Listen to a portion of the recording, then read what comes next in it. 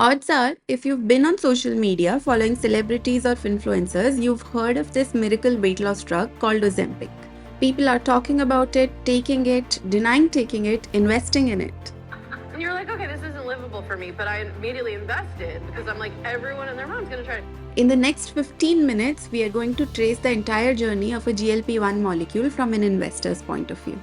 We will look at companies across the supply chain, most of them Indian, some listed outside India as well.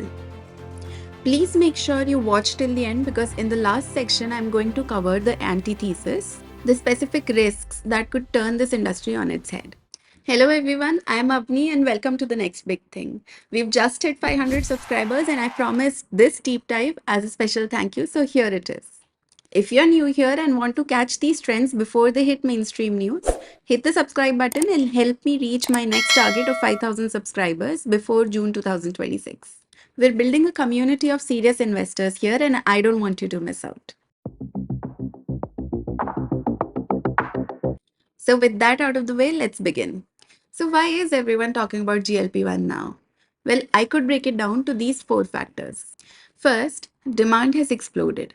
GLP-1 drugs have moved far beyond diabetes to become mainstream lifestyle medication. To give you a sense of scale, analysts at JP Morgan and Goldman Sachs have projected this market to cross $100 billion by 2030. And that is a conservative estimate because globally over 880 million adults live with obesity, yet these drugs have reached less than 2% of them. The TAM is virtually unlimited. In India specifically, the market is projected to grow at a 25% CAGR through 2030, which is nearly double the global average. The demand is so huge that even the giants Novo Nordisk and Eli Lilly publicly admitted that they can't build factories fast enough to keep up. Second, supply chain is a real bottleneck. GLP-1 is not a simple pill. There are a lot of moving parts. And each of these layers is constrained, and there are very few companies globally that can do this at scale. We will talk about this in detail soon, so stick around. Number three, and the biggest catalyst, is that the patents are expiring. The first patents to expire were of liraglutide. This is the older drug Saxenda. Patent expired in US and Europe in 2024. So companies like Biocon are already selling the generic version of it. The next patents to expire are for semaglutide. We popularly know this as Ozempic. Here we have a split world. In India, China, Brazil, Canada, the patents expire in 2026. Out of these, Canada has already expired in January. So this, in sense, is day zero. Indian factories have been ramping up to flood the market. But in the US and Europe, Novo Nordisk has managed to extend its patents up to 2031-32. And finally, the next in line patents to expire are for tirzepatide. This is the drug with the highest efficacy for weight loss so far. This is Eli Lilly's patent and we know it as Mounjaro. This drug is a fortress. The patents for this don't expire till 2036. And so players like Cipla aren't waiting for generics, they're already partnering up with Lilly to distribute this branded drug in India right now. And finally, the fourth factor is the Biosecure Act. The US government is actively banning Chinese biotech giants like WuXi AppTec, apologies if I mispronounce the name, from federal contracts due to national security reasons. This creates a massive China plus one vacuum, and India, with its generic scale, is perfectly positioned to fill it. Now, let's break down the value chain by tracing the journey of a single GLP-1 injection from chemistry lab to a patient's fridge and see exactly who the players are in this industry and where can we make money. It all starts with the blueprint. After spending billions in R&D, innovators like Eli Lilly listed in the US and Novo Nordisk listed in Denmark discovered the molecule. And up until a little while ago, they were the only ones selling it too because of the multitude of patents that they own. But everyone knows this, so these stocks are already massive. For them to multiply from here, they need to execute perfectly for the next decade or innovate further. And a lot of things can change in that amount of time. In fact, just as we are getting used to the injections, the game has already changed. In December 2025, FDA officially approved oral Wegovy. It is the first high-dose pill specifically for weight loss. And if you don't know, Wegovy is owned by Novo Nordisk. And almost simultaneously, Eli Lilly released the phase 3 data for their own pill or forglipron. The data shows that it rivals the needle in effectiveness. So both the giants are doing everything they can to maintain their dominance. Other than these two giants, though, there are smaller players as well. Pfizer, for example, their own drug danuglipron struggled. So in November 2025, Pfizer closed a $7 billion acquisition of Metsera. This gives them a brand new pipeline of next-gen oral and injectable drugs. Then you have Viking Therapeutics. It is a front runner and a big acquisition target. Their phase 2 oral data showed about 12.2% weight loss. Also keep a closer eye on Structure Therapeutics. They also dropped their phase 2b data in early December 2025, showing a placebo-adjusted weight loss of around 11.3% with their oral pill. They're using the same small molecule tech as Lilly, but they're a fraction of Lilly's size. Also, Jim Cramer advised against this stock, saying, I don't want to touch it. So, you know what to do. All three of these companies are listed in the US. Now, once these companies have the formula, they need partners to make the medicine at scale. And for making the medicine, the first thing you need is the drug substance, the actual peptide. This is complex chemistry, and two Indian players have carved out distinct niches for themselves here. First is Divi's Laboratories. They are playing the most exclusive game. In their Q2 earnings call, the management explicitly stated that they are working with innovators and not the generics. Divi's is effectively transforming from a generic API manufacturer into specialized CDMO for complex molecules. If they secure commercial manufacturing contracts for even one or two of the GLP-1 drugs, their custom synthesis segment could sustain high double-digit growth for years. The stock is trading at a premium valuation though, leaving it vulnerable to correction if there are any delays in converting the current pilot projects into revenue. The second is Neuland Laboratories. While others are chasing semaglutide, Neuland is future proofing. They're already in discussions for terzeptide, and in fact, they're already offering bulk API for it. And this high complexity strategy of theirs is paying off in the long term. In their Q3 FY26 results released in February, revenue grew a steady 11%. However, the profits moderated due to shifting product mix. Plus, and investors pay attention, with pills becoming better and better, this is a supply chain explosion. Why? Because the stomach is brutal. It destroys most of the drug before it even gets to your blood. To make an oral pill work, you need 40 to 100 times more API than you need for an injection. So think about this segment for a second. If or when the world switches from needles to pills completely, the demand for the raw material or the API goes up 40 to 100 times. This is why the API makers are sitting on a gold mine. And side note, both Divi's and Neuland have released their Q3 FY26 results, so comment down below if you want me to cover it. Okay, so now we have the peptide, but it can't be sold as it is. It needs to be either injected or taken in the form of a pill.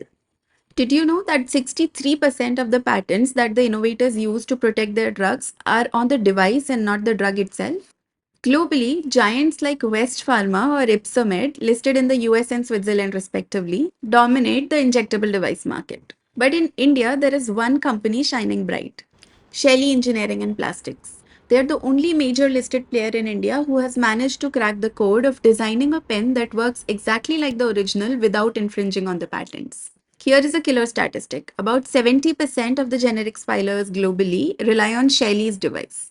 Demand is so high, in fact, that in their Q2 earnings call, they confirmed that they're more than doubling their capacity from 40 million units to 80 million units to handle the flood of orders coming in 2026. Having said that, the whole device thesis relies on injections remaining the primary delivery method for the foreseeable future. If the world pivots to oral pills faster, the massive demand for these complex pens could just evaporate. So be careful while investing. So now we have the peptide and the pen, but someone needs to put these together in a sterile environment. Or, well, take the peptide and convert it into a pill. This is called the fill and finish. And since the world is sold out of capacity, a few Indian companies are stepping in to fix it. The first company we are talking about is Gland Pharma. They are aggressively scaling specialized infrastructure to become a premier CDMO partner for GLP-1. They are investing in boosting their cartridge fill finish capacity from 40 million units to 140 million units by the second half of 2026. They've already launched liraglutide and secured 3 GLP-1 contracts, with 2 more in discussion, signaling a strong 2-year ramp-up phase. Additionally, they are preparing for semaglutide launches in key markets like India and Canada. Also keep an eye on Syngene International. The biggest catalyst here is their deep relationship with Amgen, which, by the way, is another innovator listed in the US, currently working on developing Maritide. It is a game changer weight loss drug, potentially offering monthly doses instead of weekly. If Maritide succeeds, Syngene, being Amgen's long-standing partner, is perfectly positioned to handle the high-value development and manufacturing work. To back this up, they just opened a dedicated peptide laboratory in Bengaluru in late 2025, specifically to handle complex molecules like GLP-1s. Then there is the dark horse, which I've talked about on my channel before, OneSource Specialty Pharma. This is the CDMO business from Strides Pharma. They are positioning themselves as a leading CDMO in the GLP-1 and weight loss drug sector. They provide an end-to-end service for drug device combination across 10 to 11 platforms, a comprehensive capability which they claim is unmatched by any other competitor globally. To address a huge global demand from a market of 1.5 to 2 billion patients, OneSource is accelerating their capacity expansion to reach 200 million units by the end of 2026. While their Q3 results were soft due to potentially a short-term delay in the Canadian approvals, management confirmed this is merely deferred revenue, which will flood in once the gates open. With their capacity already fully sold out, the company is set for a massive turnaround and a revenue surge in FY27, driven by the imminent launches in India, Brazil, Saudi Arabia, and the MENA region. Finally, we have the US connection, Jubilant Pharma. Unlike others, their strength lies in their US subsidiary, Jubilant Hollister Steer. They operate a massive sterile injectable facility in Spokane, Washington, which recently launched a high-speed fill-finish line with a $132 million investment. Jubilant has previously partnered with Eli Lilly for COVID treatments, making them a prime candidate in the race to win contracts for branded GLP-1s like Mounjaro or Zepbound. With commercial production from this new line ramping up by FY27, they are the key capacity play for innovators who need manufacturing on US soil. And finally, there is an integrated player as well, Shilpa Medicare. They are undergoing a massive transformation from a niche oncology player to specialized peptides. What makes them stand out is their 200,000 liter microbial fermentation facility. It is one of India's largest, and it is a technical must have for producing GLP-1s at scale. They currently have a dedicated peptide manufacturing capacity of 40 kgs per year. They're not just making peptides though. They've set up a dedicated line to produce 20 million injectable units per year, including their own auto-injector devices. They are currently finishing validation for their generic semaglutide, aiming to be ready the moment the 2026 patents in India drop. Now, the 20 million units per year number might be smaller compared to a lot of the other players, but if you're looking for a company that controls the entire process, Shilpa is one of the only names for your watch list. I'm curious, if you had to pick just one part of this entire process to invest in today, which one would you pick? Would you pick the high-tech research partners like Syngene, or volume players like OneSource, or the geography play which is Jubilant, or maybe go for the smaller player which is Shilpa Medicare? Drop your thoughts in the comments below. Coming back to our journey, now the drug is ready, but it needs to get to the patient. This is the consumer facing layer, and there is a full host of Indian companies playing this game in their own ways. First, there are companies who've already started to capitalize on the GLP-1 wave via liraglutide, like Biocon or Glenmark. Biocon is one of the only Indian companies with approvals in UK, and they've also launched in Netherlands. In their Q2 earnings call, the management revealed that they've signed contract for 26 countries, proving they're not just waiting for the US, they are capturing the rest of the world first. And Glenmark Pharma is the domestic king. In January 2024, they launched Lirafit in India, slashing the therapy costs by about 70%. While Biocon is capturing Europe, Glenmark is focusing on the middle class Indian market by slashing prices aggressively. Second are the companies like Cipla or Abbott India who have joined hand with the existing giants, either selling their drugs or marketing it. Cipla recently signed a deal with Eli Lilly. They're going to distribute tirzepatide or Mounjaro in India under their own brand name, Urpeak. CEO Mang Vora was clear, we are the partner of choice. If Lilly wants to reach India's tier 2 and tier 3 cities, they need Cipla's trucks and sales reps. Abbott India, on the other hand, is marketing for Novo Nordisk in India. According to their annual report, Abbott India is marketing Ribelsus, Novo's oral semaglutide. Third, there are companies like Dr. Reddy's or Zydus who are playing the long game, focusing on the US market. Dr. Reddy's, for example, is set to flood the Brazil and Turkey market later this year. They're also looking to launch in Canada, waiting for approvals, which they expect latest by May 2026. They're using these smaller countries as practice ground to perfect their supply chain so that when the US gates open in 2032, they are ready on day one. Dr. Reddy's has also confirmed that they're planning to launch in India on March 21, 2026, which is when the patent expires in India. This is expected to crash the monthly therapy cost in India from 20,000 to 5,000 overnight. And finally, there are innovators in India too, like Sun Pharma. Instead of copying Ozempic, Sun Pharma is trying to beat it. Sun Pharma is trying to develop a novel drug called glutide, which shows better liver fat reduction than the existing drugs. In their Q2 earnings call, the MD Dilip Sanghvi said, "For the first time, our innovative revenue in the US surpassed our generic revenue." They are trying to pivot from a generics player to a global innovator. But the supply chain doesn't end there. There is one final layer that we shouldn't ignore. GLP-1 injections, like Ozempic or Mounjaro, are biologicals. They are fragile. They need to be stored strictly between 2 degrees and 8 degrees Celsius. If the temperature spikes even slightly, the drug gets ruined. This creates a massive moat for cold chain logistics. In India, lots of local pharmacies turn off their fridges at night to save electricity. That simple act can destroy these drugs. So the winners will be organized players who can guarantee cold chain for both transportation and storage. Entero Healthcare is one of those companies. They have the advanced cold chain warehousing that these pharma giants require. So as GLP-1 volume explodes, so does their volumes. And that is the full map. Before you go and buy a basket of these stocks though, we need to talk about risks. There are 3 specific risks that could derail this entire trade. One, up to 40% of the weight lost on these drugs is lean muscle and not fat. This leads to something known as sarcopenic obesity, where patients become thin but frail. If long-term data links this to related health issues, regulators could very well slam the brakes on mass prescriptions. But this might also lead to the next wave of innovation in the drug to fix the muscle loss problem. So fingers crossed. The second risk is all the financial models assume that the patient will stay on these drugs forever, like a Netflix subscription. But the reality is 50% people quit within the first year. Between the nausea, the cost, and the anhedonia, the churn is massive. So if this isn't a forever drug, the valuations are wrong. And the third risk is right now the standard is a weekly injection. But what happens when a monthly injection comes up or the world switches to pills faster than expected? Those expensive factories for device manufacturing or fill finish or even increased cold chain capacity could turn into dead assets overnight.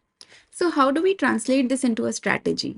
Well, I broke this sector down into 2 distinct buckets based on their business models. The first bucket is the supply chain proxies or the B2B play. These companies sell capacity and tech to the global giants. The rationale for this bucket is that it's a volume game. They are marginally safer from the price wars, but their success depends on winning contracts from the innovators. Then the second bucket is the market access players or the B2C play. These companies fight for the consumer in the emerging markets. The rationale for this bucket is that it is a mass adoption play. There are fierce price wars that eat into the margin, but the volumes are huge and more than make up for it. Whatever bucket or the combination thereof you choose to go with, remember that the trade isn't risk-free. You are betting that the side effects are manageable, that the patients stay on the drug, and that the Indian factories can pivot when the technology changes. As always, none of this is investment advice, just a deep dive into what I think is the next big investment opportunity. If you found value in this research, please hit the like button and share it with your friends so that YouTube knows this data is worth sharing. And if you haven't already, subscribe and help me reach my target of 5,000 subscribers by the end of June 2026. Don't forget to turn on notifications so you don't miss my next deep dive. Thanks for watching and I'll see you in the next one.